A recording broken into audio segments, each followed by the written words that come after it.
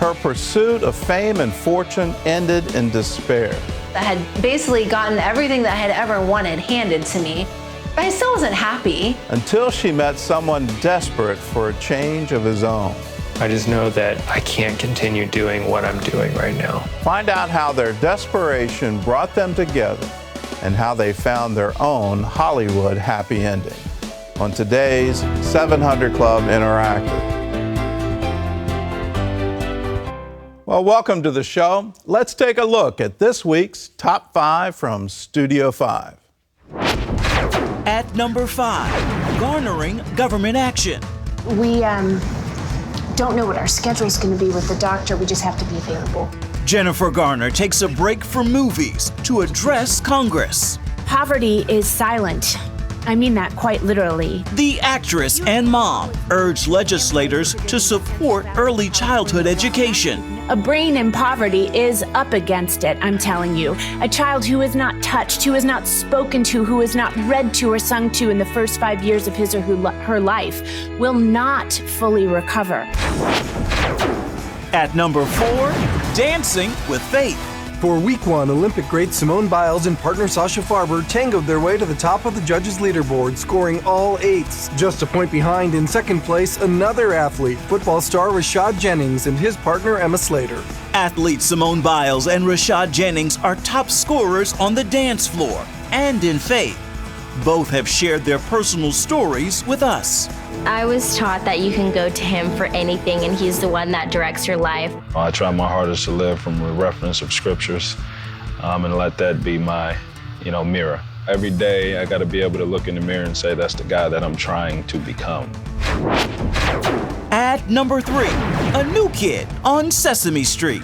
For many of us, these opening notes are a trip down memory lane. In a few weeks, Sesame Street, which now airs on HBO, as well as its longtime home on PBS, will take on its latest challenge. Introducing a new kid on the street, a Muppet named Julia, who has autism. Hi, Elmo. Hi, Abby. Hi, Ellen.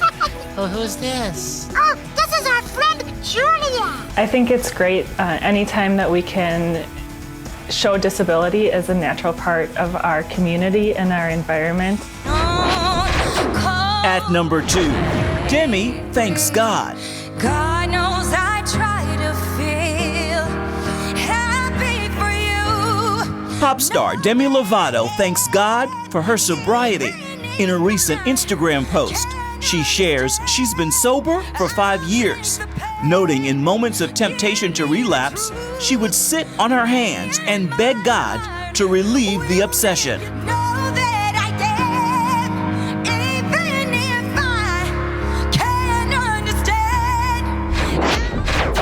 At number 1 this week, the Book of John Gray. And we are here to celebrate Saturday Night Live.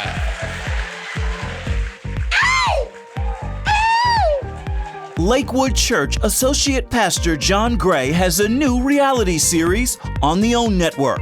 Some people think you need to be perfect to be a preacher. I'm anything but. I hate this. John hasn't taken the diabetes seriously. It scares me. And fighting a war between light and darkness. Pastor Gray gives viewers unprecedented and intimate access into his church and home life. I preach light because I'm fighting the darkness on the inside of me.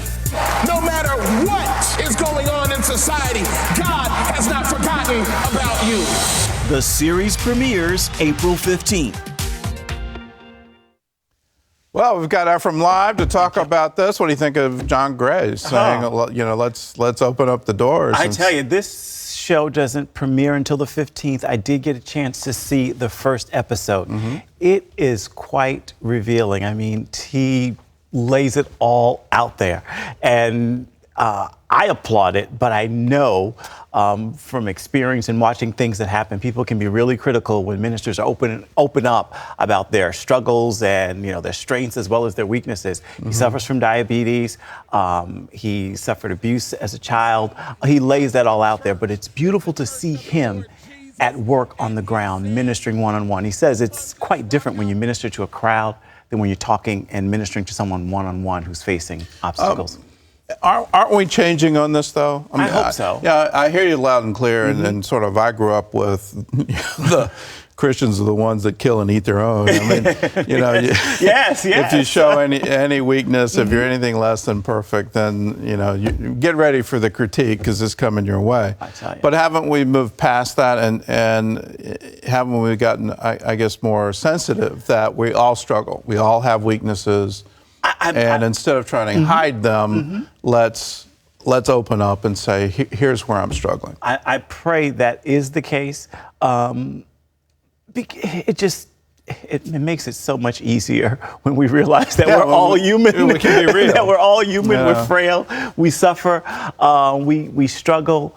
So it is my prayer. I think that is exactly why he's allowed cameras to document these things in his life. And there's so many things that you will see. I mean, including him being stopped by a police officer in his neighborhood, thinking he doesn't belong. All those kinds of things come out. That happened to you. Yeah, and that happened to me. So for me to see them, think, okay, so it's not just it's not just me. We all experience things like that. Yeah, it's nice to see. Nice to see. Confession. April 15th. Confession is good for the soul. It is. And bad for the reputation. yes. True. Absolutely. Grace covers all, people. Right. It does. Speaking of confessions, Demi Lovato.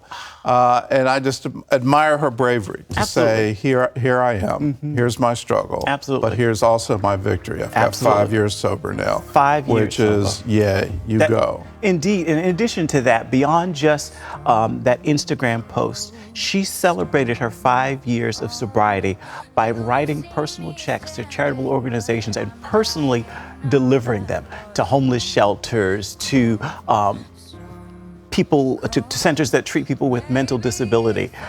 That's how she quietly celebrated her 5 years of sobriety. Gratitude. That's pay it forward. Yeah. Pay it forward. She's grateful to God for bringing her this far.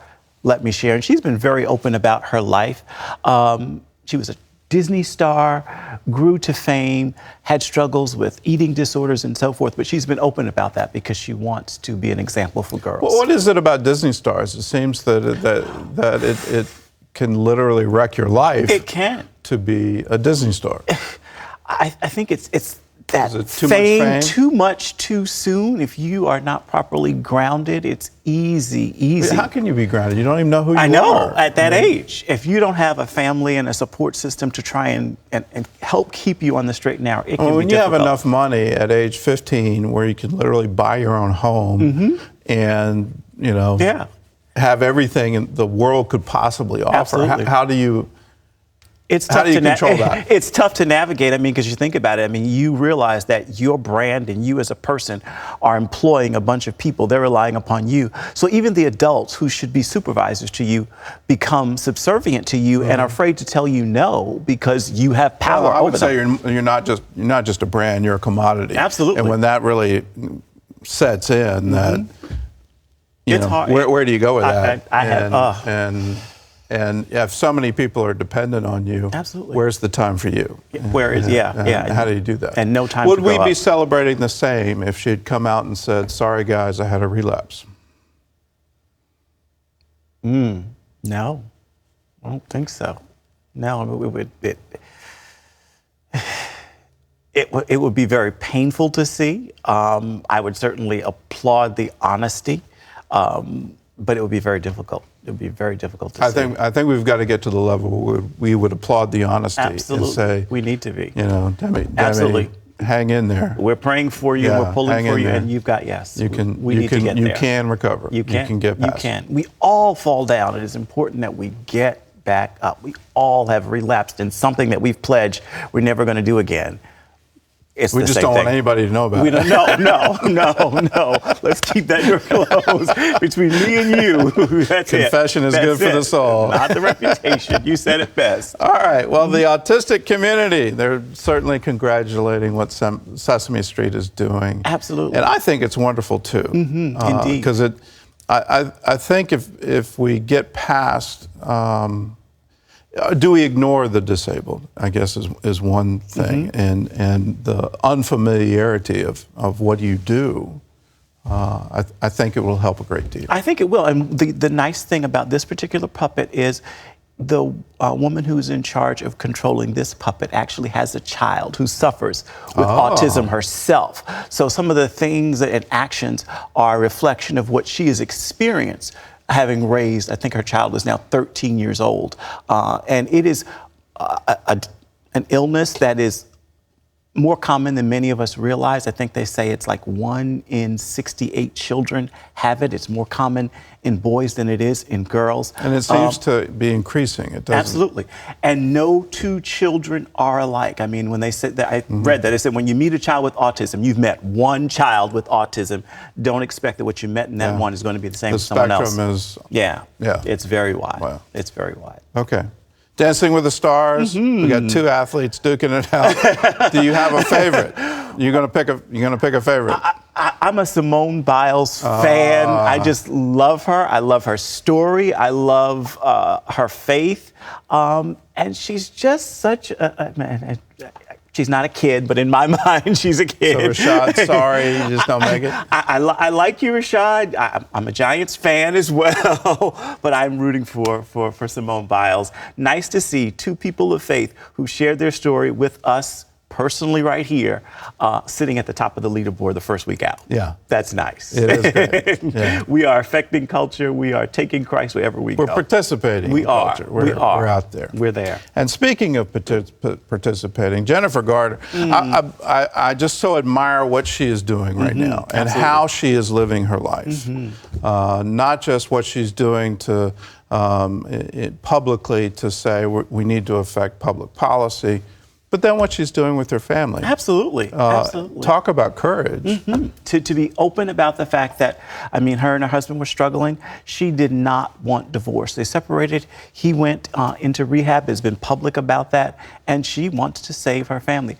You know, when she did that film, Miracles from Heaven, I remember being in the service when she was at T.D. Jakes' church and she got on stage and announced that growing up in West Virginia, she had gone to church as a child, but being a part of that film, she had finally brought the tradition back to her family for the very first time. And at that point in her life, that struggle was beginning with her husband and addiction. That struggle was just beginning at that point, and she returned to church in that hour. If you ever get the privilege of meeting the mother in that story, which Jennifer played, yes, so I have. Yes. when you get the privilege of meeting her, then you go, this story is not just real. This story is absolutely incredible. Absolutely. And what happened here is a miracle. Absolutely. And you can't walk away from it. You have to say. Yeah, and it will cause you to say, what is my relationship with God? Absolutely. And what am I doing about it? Absolutely. That is an amazing family. It's nice to see their impact. Yeah. Jennifer Garner. It's wonderful. Yes. Wonderful. Indeed. Wonderful. Can't say enough good things. Love her. Yeah. Love her. Love her. You go, girl. Indeed.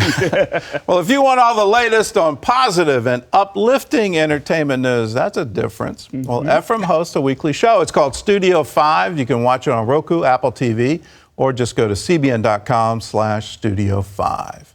Well, up next, she experienced life change at the age of 9. Now she's having a similar effect on all her friends. Find out why when we return. Allison is a 9-year-old who lives in Peru. After seeing Superbook for the first time, all she wants to do is share the good news of the gospel with everyone she knows. 9-year-old Allison had never seen anything like it. A church where kids were singing and dancing. Her aunt, who goes to the church, had invited her. My aunt had talked to me about Jesus before, but I really didn't know much about him. But all that changed after Allison's first visit to the Orphans Promise supported ministry at the church. And I will go. On her second visit, Allison watched the Superbook episode, He is Risen. Mary. That was the day she became a Christian. I prayed, and it felt like Jesus was holding me and that he would take care of me. Even at 9 years old, Allison knew it was important for her to tell others about Jesus. I told my mom and friends that heaven and hell are real. Allison then invited her mom to the church, where she prayed to become a Christian too. I felt so happy when my mom accepted Jesus. I didn't want her to be lost. It's only been a month since Allison started coming to the Superbook program, and already she's seeing other friends she's invited praying to become Christians too. Thanks for Superbook, and thanks for helping me to know Jesus. And thanks to you. If you're part of the Superbook DVD Club, you're part of that. If you're not a part, you can join with us. How much is it? Well, it's $25, and every time we come out with a new episode, you'll be first in line to get not just one DVD, we'll send you 3 DVDs of the episode. And then as a bonus, you get the first 2 seasons unlocked on smartphones, on tablets, through the Superbook Bible app, where your children, your grandchildren can watch 26 episodes. And the amazing thing is, when children hear the stories of the Bible, they respond. They say, yes, I want God in my heart. I want to live for Him, and I want to tell others about it. We're on our way to 50 languages. Once we hit that goal, we want to take it to 500 languages, and your gift will help us, not just with the production costs, but with the translation costs, the distribution costs. You're part of all of it. You're part of seeing the stories of the Bible go to the children of the world. So if you'd like to join, give us a call, 1-800-700-7000. Well, coming up, he grew up in a Christian home, but traded his faith for modeling success. Everybody there loved me, loved the way I looked, loved the way I dressed, loved the way I talked. I mean, everything was just, oh, Will is awesome. Find out why Will says that life was empty and where he now finds purpose. Don't go away. The desire for fame, fortune, and glamour pulled at the heartstrings of both Will and Renee. They didn't know each other, but their paths would cross at their lowest point. Take a look. Trying to get high, smoking a lot of weed. It was just about, okay, Will needs to have a good time because Will needs to numb this pain. Totally thirsty for unconditional love, and no one wants anything to do with me. I had no self-worth at all. Will was an addict who couldn't relieve his guilt. Renee was a Hollywood cast-off, desperate for someone to love. Both came to LA looking for a fresh start. Their desperation brought them together. Renee was adopted and raised in a broken home. As the only Middle Eastern girl in small-town Kentucky, she never felt like she belonged. Everyone was blonde, blue eyes, had dimples, had like little button noses, like just looked like little Britney Spearses everywhere, okay? I felt like I had to be beautiful, and I felt like I wasn't beautiful at all. I told myself, as long as you have a banging hot body, you're set. It doesn't matter if people love you, because you can get that void filled by sleeping with somebody. I just felt like sex could fix everything. Will was a different story. He was a pastor's son, had a loving family, and was a devoted Christian.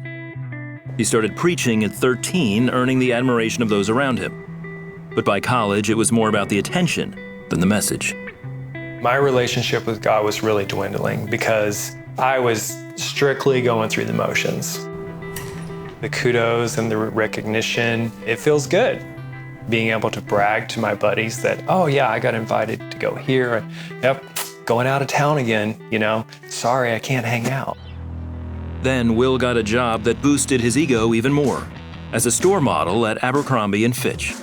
Everybody there loved me, loved the way I looked, loved the way I dressed, loved the way I talked. I mean, everything was just, oh, Will is awesome. And all it was pride. Will started pulling away from his church and eventually left the ministry to work in the fashion industry. As for Renee, she had moved to Hollywood with dreams of becoming an actress. Within a few months, she starred in a national commercial with Jessica Simpson, booked guest spots on Desperate Housewives and Ugly Betty, and even received a personal invitation to the Playboy Mansion. I had basically gotten everything that I had ever wanted handed to me, but I still wasn't happy. I just wanted some kind of unconditional love. I wanted someone who just found me to be the most amazing person in the world. It was then she started dating a well-known actor and moved in with him. but it was not the fairy tale she had been hoping for. He cheated on me. He would go drink and do drugs and end up in the hospital and then call me from the hospital and say, I drove him to do that. But I just wanted to be loved so bad, I didn't care. Meanwhile, Will signed with an agency in New York City and was modeling for Armani, Puma, Bloomingdale's, Emporia, and Gucci. I felt like I had arrived. People were awesome. I loved them. They loved me. But success came with compromises and a growing sense of guilt he couldn't shake. I was doing all these things that were wrong, going against everything I was taught. I was willing to sleep with whoever. I was willing to do any kind of drugs. I still had these moments where I felt like it was just me and God in the room. And he was just, what are you doing? What are you doing, Will? While Will's career flourished, Renee's was about to crash. A sex tape she made with her boyfriend was leaked to the tabloids, destroying her professional and personal life. It was my idea to make the tape. It was my decision to make that, but I was doing it to try to fix our relationship and try to like help somebody like love me. And it like ruined my life. I couldn't get a job at this point. No guy wanted to be with me at all. That is until she met Will. After having a falling out with a designer, Will headed to LA hoping to restart his career. The night he arrived, he met Renee at a party. It was a perfect fit. He needed a place to stay, and she needed someone to love. He's willing to live with me. He's willing to be with me. So I'll just put up with the fact that he does drugs because who else am I gonna get that loves me? But the drugs Will used to numb his guilt were costing him his career. After 3 months, he had no money, no work, and no one to turn to, except God. I said, God, I'm done. I don't know if you still love me. I don't know if you still have something for me. I just know that I can't continue doing what I'm doing right now. I just wanted to be in church because it had been years since I'd really been in church. I remember going up to the altar and praying. As much effort and energy that I exerted for myself, that's exactly how much I want to give back to you. You're my Heavenly Father, and I'm like a prodigal son. Gradually, Will stopped using drugs. But Renee noticed that wasn't the only thing different about him. He started to have a lot softer heart. He started to not be so angry. He started to be kinder with me. Then, he did something that made Renee's heart stop. He said, we're not gonna live together anymore. And we're not gonna sleep together. And I was like, no. No, dude, no. If you stop sleeping with me, you will want nothing to do with me. Trust me, I know. And he's like, look, I'm gonna show you that we will still date, we will still be together, I will still be faithful to you. And he like still called me, he still like took me out on dates, and he really showed me like what true unconditional love was, of like, you don't have to sleep with somebody, you don't have to live with them, you can be faithful to them. That was just like a total depiction of Jesus. And I felt like I just like really, like he really showed me God. A few months later, Renee gave her life to Christ. 2 years later, she married Will. It was then she realized that God had given her the love she had always wanted. Genesis 50:20, what evil was planned against me, God used for good. And it's just like really cool. Because that's something like only he could do. In 2015, they launched The Night Shepherd, an organization that provides legitimate resources and personal support to those working in the entertainment industry. Together, they share how God fully redeemed their lives. I have found my identity in the Lord, that he made me perfect, and every flaw and every freckle and everything is perfect in his eyes. That guy. There's no room for pride in God. And God says, it's not about your works, it's about what I've done. It's not about your accomplishment, but it's what I have set for you. And his awesome plan is better than anything that you could ever come up with. His awesome plan is better. It's better than anything you can come up with.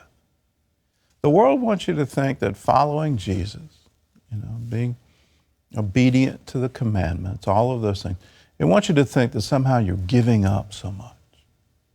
Well, what you're really getting is life, and life more abundantly. What the world offers in terms of sex or fame or money, when you get there, you find, well, this is really empty. And Will and Renee found that in a very hard way, just how empty it was. But the wonderful news is God can turn all that around. He can make you new again. He can put you on the path to fulfill His plan and purpose for you. If you want this, if you're far away from God, and you're wondering, is any of this real? Can any of this happen? It's a very simple prayer. Jesus, if you're there, if you're real, if you can really forgive me, if you can really change me, if you can really make me new again, could you do that? Could you show up for me? And if you pray that with all of your heart, not as a joke, but with all of your heart, He'll answer. He'll come for you. And what He did for that wonderful couple, He'll do for you. If you need help with this prayer, call us, 1-800-700-7000.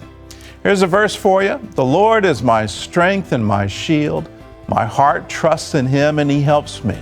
My heart leaps for joy, and with my song I praise Him.